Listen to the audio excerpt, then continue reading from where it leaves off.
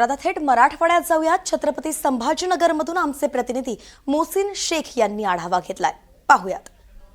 नगर परिषद आणि नगरपंचायतसाठी 2 टप्प्यात मतदान झालं होतं आणि आज या सगळ्या गोष्टी या निवडणुकीचा निकाल हाती येणार आहे। मी सध्या पैठणमध्ये उभा आहे आणि पैठणमध्ये 14 टेबलवर ही सगळी मतमोजणी होणार आहे। त्यासाठी ही सगळी तयारी करण्यात आलेली आहे।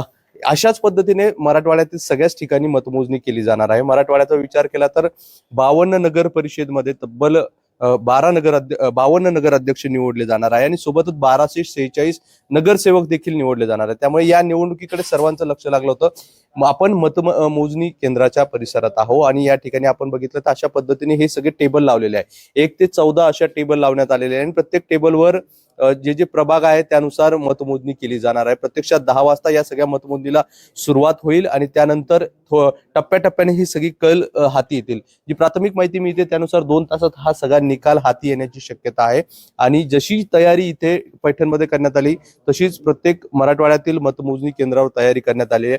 पोलिसांचा तगडा बंदोबस्त आहे। गेल्या 17 ते 18 दिवसांपासून जे स्ट्रॉंग रूम मध्ये ईव्हीएम ठेवण्यात आले त्या ठिकाणी सीसीटीव्ही आहे, पोलिसांचा बंदोबस्त आहे आणि आज हे सगळे ईव्हीएम तब्बल 18 ते 19 दिवसानंतर बाहेर येणार आहे। त्यामुळे हा कल कुणाला असणार हे पाहणं महत्त्वाचं असणार आहे।